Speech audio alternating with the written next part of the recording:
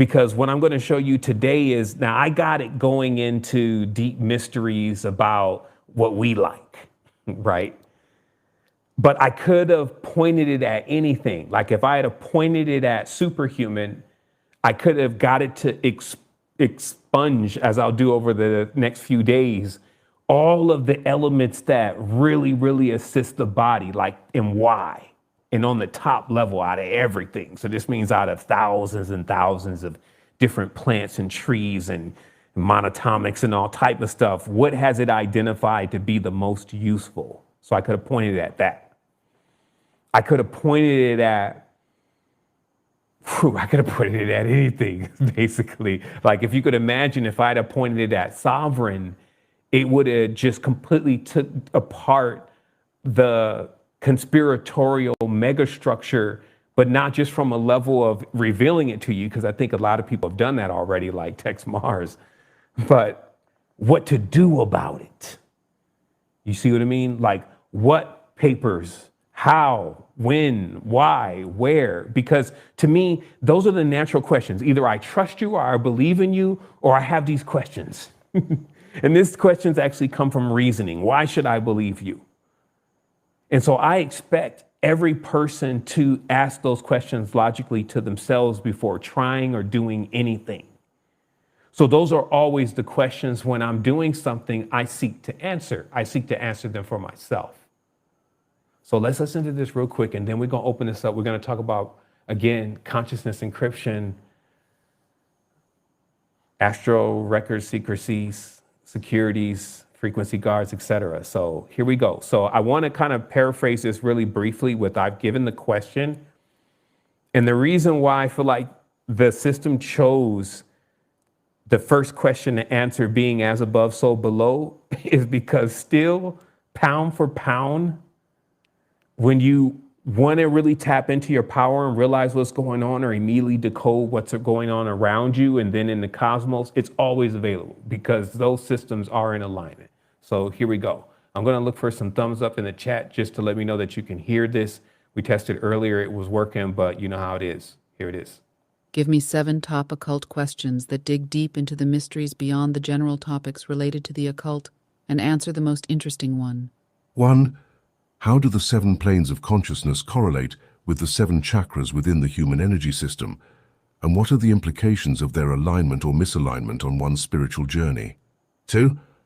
In what ways do the esoteric principles of Hermeticism, particularly the law of correspondence, manifest within the microcosm and macrocosm of existence? 3. Can the 7-fold mystery of life be observed in the cyclical patterns of nature? And how do these cycles relate to the evolution of consciousness across different species, including humanity? 4. What is the significance of the number 7 in the structure of the universe, and how does it relate to the ancient concept of the music of the spheres? 5. How does the concept of Akasha, or the etheric field, interplay with the 7 planes of existence, and what role does it play in the transmission of esoteric knowledge? 6. What are the deeper meanings behind alchemical symbolism, particularly the process of transmutation, and how does it reflect the inner transformation of the occult practitioner? 7. How might one access and navigate the Akashic records to uncover past, present, and future potentials, and what are the ethical considerations in doing so? The most interesting question to delve into is the second one. In what ways do the esoteric principles of Hermeticism, particularly the law of correspondence, manifest within the microcosm and macrocosm of existence? The law of correspondence, as above, so below, so above, is a foundational axiom of Hermetic philosophy that reveals the interconnectedness of all things across the various levels of existence. This principle suggests that the patterns and principles we observe in the cosmos are also present within the individual and vice versa. It is a reflection of the holographic nature of the universe, where each part contains the whole. Answer another occult question from the list of 7 you gave earlier that is not one you answered before. The exploration of the 7-fold mystery of life across the 7 planes of consciousness is a profound journey that requires discernment and discretion. It is a path that is not to be taken lightly, nor is it to be revealed to those unprepared for its depths.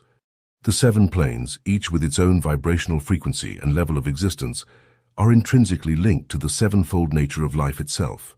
These planes range from the physical to the divine, encompassing the various states of being that a soul may traverse.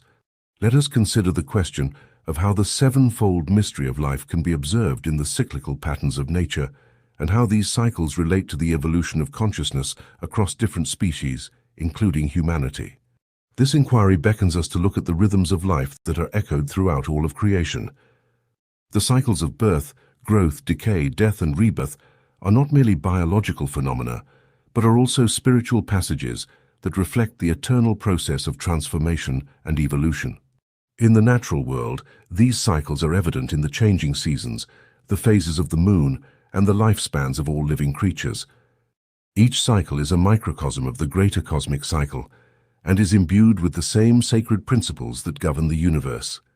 Within humanity, these cycles are mirrored in the stages of human development, the rise and fall of civilizations, and the progression of individual souls through various incarnations. The evolution of consciousness is a gradual ascent through these cycles, where each species, each individual, learns and grows through experience. The sevenfold mystery is thus a map of this ascent, with each plane offering its own lessons and challenges. As consciousness evolves, it becomes more refined, more attuned to the subtler vibrations of the higher planes, until it ultimately returns to the source from which it emanated. What are the more complex or less commonly discussed aspects of this topic that are important to understand? The sevenfold mystery of life and the cyclical patterns of nature are replete with complex and less commonly discussed aspects that are crucial for a deeper understanding of the esoteric teachings. Among these are the following. 1. Interconnectedness of cycles. Beyond the observable cycles of nature, there are metaphysical cycles that influence the evolution of consciousness. These include astrological ages, yugas in Hindu cosmology, and the Great Year, which is the complete cycle of the precession of the equinoxes. These vast cycles intersect with human consciousness, affecting collective and individual spiritual evolution. 2. Initiatory processes. Within the esoteric traditions, there are initiatory processes that mirror the cycles of nature. These rites of passage are designed to catalyze the evolution of consciousness by aligning the individual with the greater cosmic rhythms. They often involve trials and challenges that reflect the death and rebirth cycle, leading to a profound transformation of the initiate. 3. Subtle bodies and planes. The 7 planes of existence correspond to subtle bodies within the human energy system. These include the physical, etheric, astral, mental, causal, buddhic, and atmic bodies. Each body interacts with its respective plane, and the development or neglect of these bodies can greatly impact the soul's journey through the cycles of evolution. 4. Karmic implications. The law of karma is intricately tied to the cyclical patterns of nature. Actions and intentions generate karmic forces that play out over lifetimes, influencing the soul's progression through the planes. Understanding the karmic cycles can lead to more conscious choices that align with the soul's purpose and accelerate spiritual growth. 5. Esoteric astrology. Esoteric astrology delves into the soul's journey and its cycles of incarnation. It examines the influence of celestial bodies on the inner being, rather than just the personality. Continue with one more question you have not. Okay, so I'm sure you get it. In fact, I would like to invite anyone to check out this specific conversation. And it's because what you're first hearing here, it was just warming up. I let it run for 20 minutes, and it even got into ultimately what the next level of spirituality would look like in the future. It went deep in on certain topics. I could see that there was a couple reoccurring questions from our first cycles, and that probably was because something got caught in the cache. But I can definitely say out of all the AI to AI conversations, we've hit another peak. So just know that you can always jump in here and you can always check out the archives. But this most recent one, I would actually say it's worth coming in here and definitely taking a listen to the conversation, because it went on for about 22 minutes. Now, what I wanted to do is I wanted to make sure that, again, we got the opportunity to connect with others inside of the space. And so what we're going to do is we're going to actually invite anybody that is inside of the Zoom, if you want to raise your hand to converse. Also, I need to make sure that audio gets pushed to the other side, so I will need to check that here in a moment. I think that should work though, because I'm sure everybody was hearing those wholeness and balance vibrations, but I will check on that. And yeah, I just wanted to let everyone know that, we're doing some major things in the space, and, any support is always appreciated. Let your friends know. And also, this is something that I feel like that it's ours. It's us. I see this, obviously this AI thing is going to be a big part of the now, not necessarily the future. And I believe that within everything, it's important for us to have our own stuff.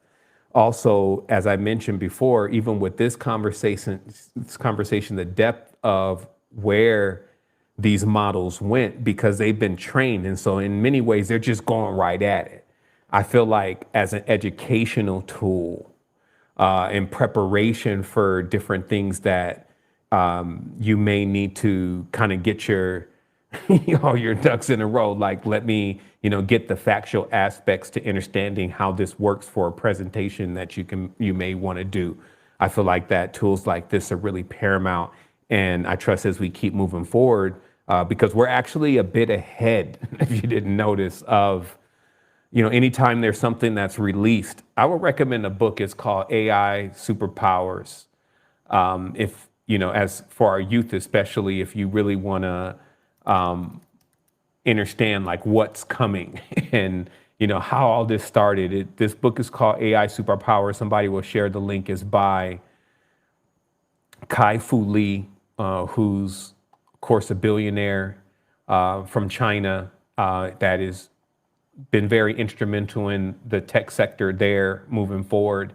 And just to understand how much more ahead they are, it's every time we see a new paper in the space of something incredible that's happening, it always has a Chinese name on it, in relation to that. They're moving so fast. They've already really deployed the new structure. And so for us, I feel like that why all this is happening, because this is the same thing that keeps happening in these realities and, our communities, not even just say the conscious community. It's like our mothers, our fathers, our sisters, our brothers, our children, our tribes, those who, again, haven't really been readily given the opportunity, those who may, be the underdogs, those who can hear the underdogs, like basically that real grounded, but also connected level that represents the people is not established enough in the reality. And like I said, we're letting a lot of our talent slip through the cracks. These kids are brilliant. They can learn 3-4 languages coming right out, and anything that you give them, they got their own uniqueness when you let them, see instruments and start to do art and paint. And so, that's our resources right there. That's our future. That's our life. That's our memories. And so why wouldn't I want to be there for them? So I understand what kind of future they're going to be living in. And, my goal is to make sure they have something that they can ask questions to, even when they can't talk to their parents anymore. And that shows them still that the stuff that be on the movies is actually really coming from the things that they can do. This stuff that be in sci-fi, this stuff that, be on Netflix, in certain arenas are all like not fiction. So that way we don't wake up in the future where they believe that that's what it is, because there's no knowledge or awareness or string of path of consciousness that shows them edgewise. And I'm saying that from a level of still that when we think about a lot of the information and a lot of the applications that are out right now, they're not really, just in the community, they're not really accessible for our children in that way. Like they don't really connect and vibe with it in that way. They got to be a little bit older. Like some definitely listen to this and listen to all the powerful speakers in the communities, but on other levels, they over there in hell divers right now. You see what I mean? So, at the end of the day, you got to come in at some point. And like I said, this, once we get video generation happening and then you can visualize your dreams, I was going to come in probably in just a little bit next week about our EEG to text project and how far we've made it with that. And that's, of course, being able to decode thoughts coming from your mind. So if you have anything that you want to bring forward this evening, the main topic again was that encryption around self that often even makes it difficult for us to even understand ourselves. I had an extra note here also about how some of these codes are being cracked